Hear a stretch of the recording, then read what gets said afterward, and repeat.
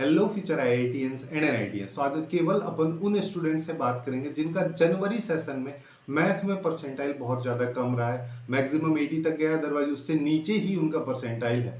तो कैसे उनको अप्रैल सेशन के लिए क्या करना चाहिए जब अपने पास में 15 से 20 दिन ही बचे हैं, क्या मिनिमम एफर्ट लगाएं जिससे कि मैक्सिमम आउटपुट अपन ला सकें यहाँ पे, क्या हमारे एक लेजी सा अप्रोच होना चाहिए जिससे कि कम एफर्ट में अपन एक अच्छा एक डिसेंट परसेंटाइल अप्रैल सेशन में अचीव कर सकें, जिसके बारे में अपन डिटेल में बात करेंगे। बट बिफोर दैट मैं कुछ स्टोरी बता देता हूँ कि मेरे ऑफलाइन सेंटर्स में जहाँ पे मैं क्लासेस लेता हूँ वहाँ पे एक बच्चा था जिसने मैथ में एक भी क्वेश्चन नहीं किया था, उसका 30 परसेंटाइल आया था। ऐसे ही एक और बच्चा था जिसका 2 या 3 क्वेश्चन वो किया था लेकिन उसका 86 पॉइंट समथिंग परसेंटाइल आया था। तो मतलब इतने कम क्वेश्चन में इतना अच्छा परसेंटाइल अपन मैथ में अचीव कर सकते हैं। तो अपना टारगेट यहाँ पे है कि 80 से 90 के आसपास अपन परसेंटाइल लेके आए अप्रैल सेशन के लिए। अब जिसके लिए क्या स्टेप्स होनी चाहिए उसके बारे में अपन बात करेंगे। लेकिन अगर आपका टारगेट 95 प्लस परसेंटाइल या 99 परसेंटाइल मैथ में लाने का है तो जो लेफ्ट साइड में वीडियो दिख रही है उस पर जाके उसको चेकआउट करें। वहां पे जो मैं मेथोडोलॉजी बताया हूँ उस पर थोड़ा सा फोकस करें बजाय इस वीडियो के।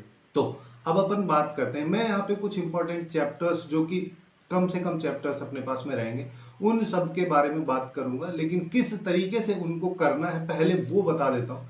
जैसे सबसे पहला स्टेप अपना रहेगा कि जो आपके नोट्स हैं उन सब से पर चैप्टर अपन चलेंगे तो थ्योरी को काफी अच्छे से रिवाइज करें। उसके बाद सेकंड स्टेप में अपने को जो वन शॉट में डाला हूं उन चैप्टर्स के उनको एक बार देख लें, क्योंकि कुछ चीजें ऐसी हो सकती हैं कि जो आपके नोट्स में ना मिले। और मैं उन वीडियोस में स्पेशली ये भी बताऊं किस तरीके से क्वेश्चंस को डील करना है, किस टाइप के पर्टिकुलर क्वेश्चन को कैसे डील करते हैं। तो इस चीज को थोड़ा अच्छे से अगर अपन समझ लेंगे तो अपने लिए काफी अच्छा बेनिफिशियल होगा। इसके बाद स्टेप नंबर थर्ड में अपने को क्या करना है, जेईई मेंस 2024 के जनवरी और अप्रैल सेशन के जितने भी क्वेश्चंस उस पर्टिकुलर चैप्टर के आए उन सबको सॉल्व कर लेना है। और अगर आपसे सॉल्व नहीं हो रहे तो उन चैप्टर के क्वेश्चंस की जो वीडियोस पड़ी हैं उनको जाके देखो, अप्रोच समझने की कोशिश करो कि किस तरीके से अपने को उस टाइप के पर्टिकुलर क्वेश्चंस को अप्रोच करना है। जब इतना हो जाए तो उसके बाद जो जनवरी सेशन में 2025 के जनवरी सेशन में जो भी क्वेश्चंस उस चैप्टर के आए हैं उनकी वीडियोस भी आपको मिल जाएंगी।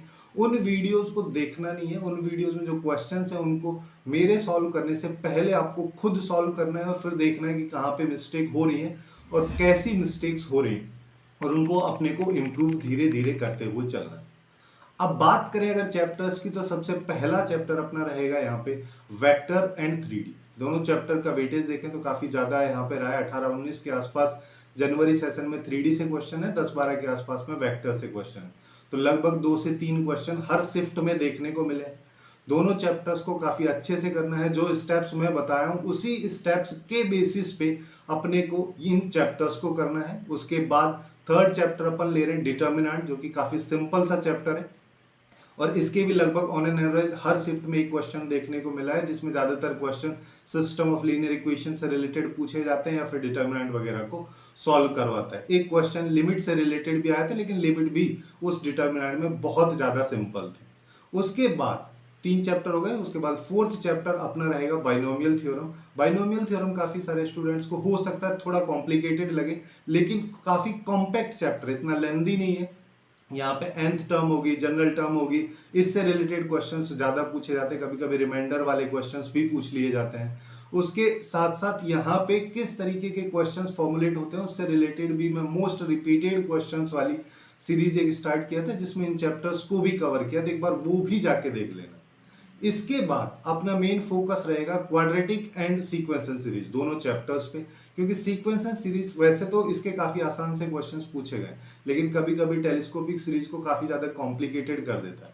अब मान लो अगर वैसा कॉम्प्लिकेटेड क्वेश्चन आपकी शिफ्ट में आ गया तो अगर सीक्वेंशियल सीरीज का क्वेश्चन नहीं हो रहा है तो बेसिकली क्वाड्रेटिक इक्वेशन का क्वेश्चन आप काफी आसानी से कर पाओगे।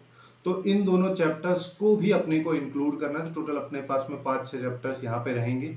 इन चैप्टर्स पे ही अब जो 15-20 दिन अपने पास में बचे हैं उन पे फोकस करना है।